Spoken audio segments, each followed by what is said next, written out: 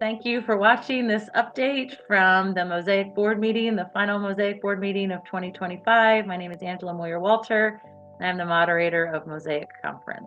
And I am Roy Williams, Assistant Moderator and retired pastor of College of Mennonite Church in Florida. Angela, you chose Hebrews 11, 1-3 for our opening devotional. What drew you to this passage? Yeah, I selected Hebrews 11, 1-3, which talks about having faith in what we do not see. Verse 1 says, trusting God, this faith is a firm foundation under everything that makes life worth living. It's our handle on what we can't see. I think it's important for Mosaic to be people of faith, people who desire to even deepen our faith and trust God. And oftentimes our faith is deepened in difficult times. And so as a board, we shared times where our faith was deepened. And we noticed that it is often in times of difficulty. We shared stories of some darkness or addiction or death. Kind of unknown places is often where our faith is deepened.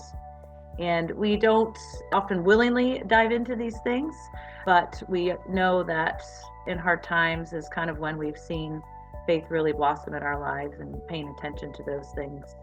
And I think we want to be people of faith. I think that has to be core to who we are.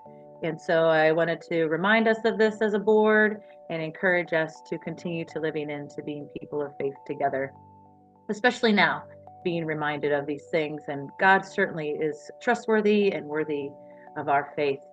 I was also remembering kind of my own call to ministry in the early 2000s and kind of wanting to run away from it because I knew that people would throw those Bible verses at me as a woman, and about the ones about not preaching or not leading men or not being a pastor. And I didn't want to ruffle feathers. I didn't want to make people angry, but I also knew that I needed to be faithful to this call that God had on my life. And so this has kind of all been rattling around in my head that sometimes things are difficult, and sometimes those are the exact things that Jesus invites us to do. And we are called to be people of faith, even when that path is new or uncertain. And I hope that we will continue to be people and leaders in Mosaic, to be people of faith, trusting God in this new space that we find ourselves in, trusting that Jesus will show up, as Megan Good preached about in her sermon at Assembly. Trusting God is not always easy, but it is holy work, and that has been what I have experienced here in Mosaic recently.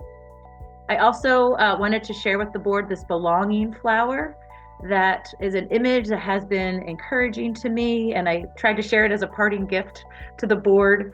It describes these different ways that we can minister with people who are in vulnerable spaces, people who are looking for hope, or looking for belonging, which I think is a good place for the church to be, looking for hope, looking for good news, looking for companionship and a place to belong. And I hope that Mosaic can live into these different aspects that we see in this belonging flower as we share love and belonging and hope with people in our congregations, our communities, our conference-related ministries, and our partners in mission.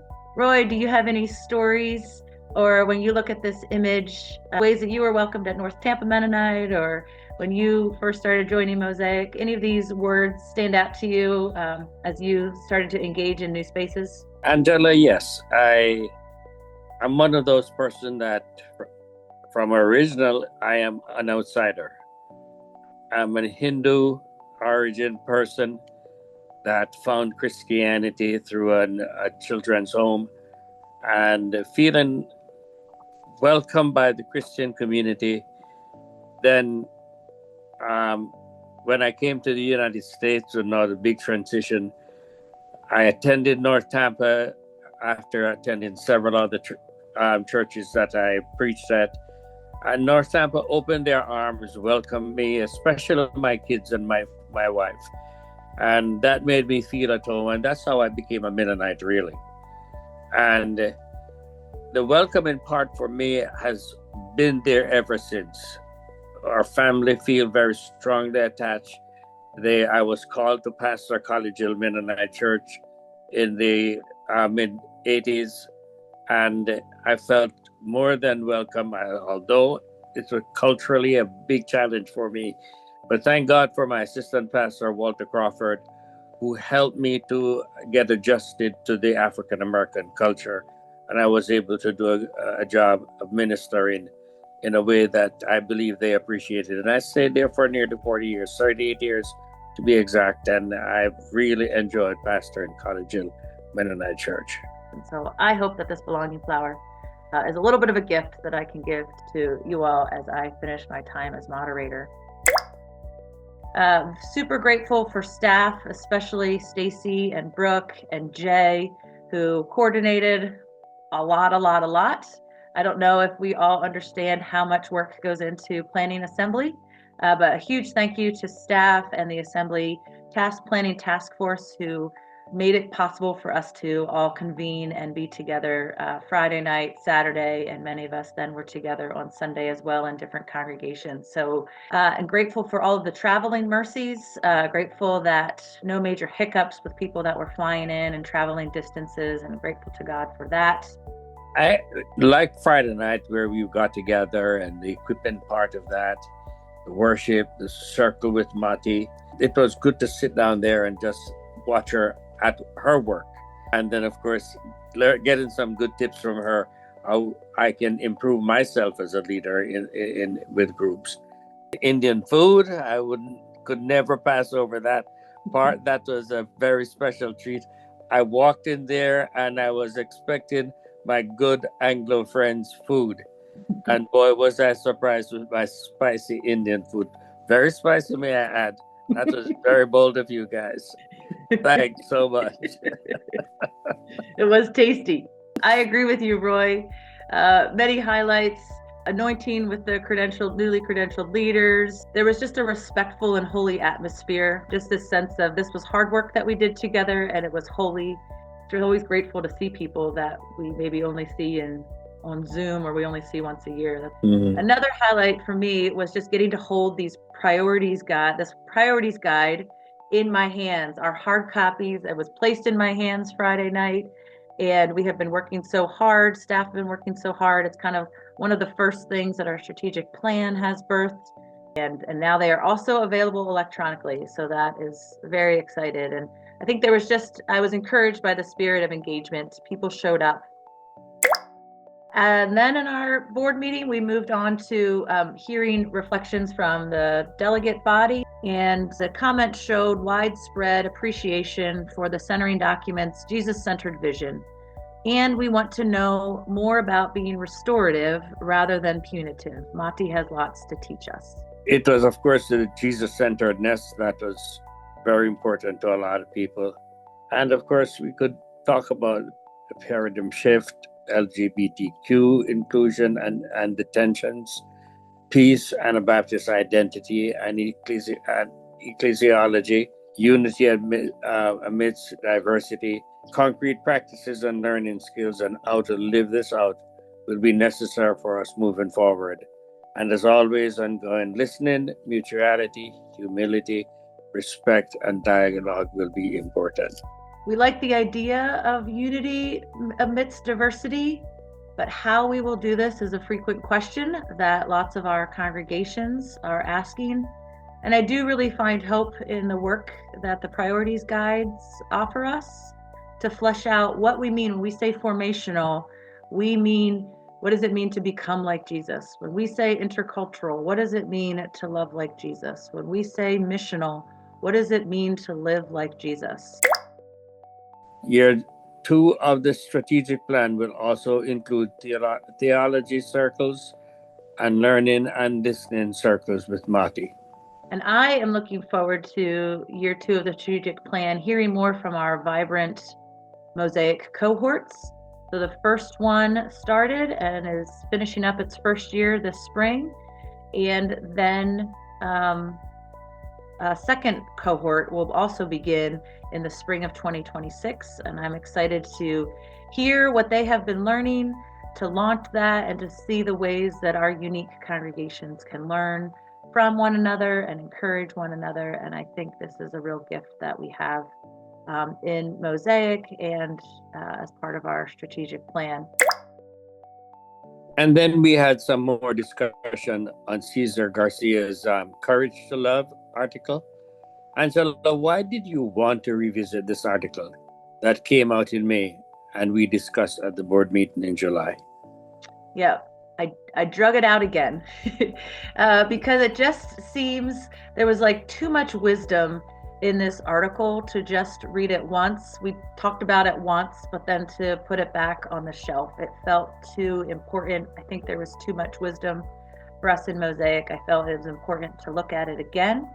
And so we talked specifically about 3 sections in this article. The first section is what do we mean by unity? The second section is courage to love as a guiding theme, and resiliency. The third section is resiliency for the future. And this first section, he talks about what do we mean by unity, and he talks about unity implies diversity, which is kind of a hard thing to get our heads around. And he makes the point that the opposite of unity is not diversity. The opposite of unity is uniformity.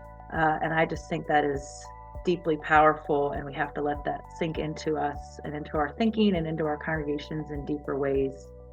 And then the second section discusses the importance of having the courage to love. This requires dismantling the fears, and specifically he names the fears of contamination, the fear of being influenced, and the fear of change. And so, Roy, how do you see those fears in Mosaic? Angela, I see Mosaic only from the fringes. I am concerned that we as a conference are fearful of newness, of differences, and yet we are attracted to them at different parts of our conference. When we talk about mutual transformation, can we have the courage to work at this mutual transformation rather than have fears around it? Will we be people of faith, or will we be people of fear? The last section in his article is called Resiliency for the Future, and he names several things that are important for moving forward about building global communion, seeking interdependency, good leadership, etc. And he also names this courage to acknowledge our weaknesses. He names paternalism and colonialism specifically, and the harms that have happened from this. Paternalism, colonialism, it's easier to answer on paternalism because probably I'm guilty of that. From my culture and from the African American experience as a pastor, I'm very likely very guilty of that. And it's a lot of hard work. Now, my daughter is, as a woman, is the pastor of College Hill. And I struggle to see her work at that and be accepted. And I have to attend her church, and people still call me pastor, and I have to just pull myself out so that I don't detract or take away from her the authority and the respect of being a woman pastor in a congregation where I was pastor for 38 years. So yes, that is a direct experience from that issue. Cesar García talks about we can acknowledge all the good that has happened, but we also need to understand with humility some of the weaknesses. And I think that was rich conversation, and I certainly want to learn more about it. And Cesar García finishes his article with, a strong communion is one that is capable of speaking about our differences with love. Love gives us the open-heartedness and courage to do difficult things. And so, yes, that is why we talked about it again at our board meeting, because I do think it applies to Mosaic. And I hope that we can continue to do this work together and have the courage to love one another as we work at being church together, work at being Mosaic together, and work at living into this call that God has called us to. We then took time to pause and pray. And then we kind of reviewed, we've been Mosaic now for 5.5 years. It's the close of 2025. And there's transitions happening. We've created a vision, created a mission, created a strategic plan, our centering document, the priorities guides, all of these things. How can we live into this more fully together, really kind of get into our bones so that we can really embody this reconciling love of Jesus in our broken and beautiful world, this beautiful thing that we call Mosaic. And then we heard a report from the executive minister, and we had blessings for outgoing board members, Kieran Mattetti, Roger Schmel, and myself. And I look forward to seeing what God does with us in the next 5 years with Roy as moderator and Janet as assistant moderator. And thank you for being such a wonderful moderator, such an effective leader. I have appreciated your leadership. Thank you, Roy, and thank you for sharing so much of your wisdom. I look forward to hearing more from you when you are moderator. Thanks so much, everyone, for listening. Happy Thanksgiving and Merry Christmas, too.